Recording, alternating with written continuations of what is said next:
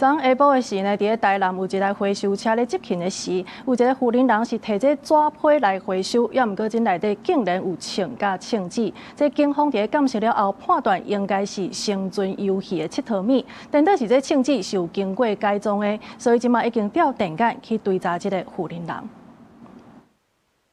穿粉紅的衫衫的婦人人，雙手抱一個紙箱，料想未到，竟然裝一支槍和槍支。二五下晡5點外，這個50歲的婦人人，在北區和威路5段提紙箱交予資源回收車，回頭轉來甲清潔員老實講，內底有裝槍。隊員半信半疑拍開看，有影內底有一支長槍甲2粒槍支。因為回收車時已經離開現場，隊員考慮安全問題，因隨轉去清潔隊兼報警。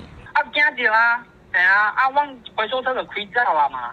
我來不及反應啊！4個彈夾、BB 彈、充氣的那個瓦斯罐嗎？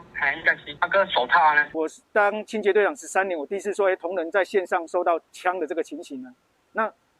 那第一個時候，是真，因為他做的真的很像。警方說，那是 BB 槍，我心裡就稍微就安心一點了，不然覺得太恐怖了。第3分局甲鑑識小組接到通報，嘛趕去現場調查。經過鑑識人員檢查，這支看起來哪像是國軍 T91的長槍，槍機的部分其實是塑膠做的，確定應該是算生存遊戲咧用。不過，同一個紙箱內底放2粒槍支，表面攏無任何號碼，因研判可能是槍支改造。目前已經依法律查扣，嘛會送去刑事警察局做鑑定。另有2顆疑似改造子彈，已依法查扣送驗，並持續調閱監視器，追查交付紙盒戶人的身份。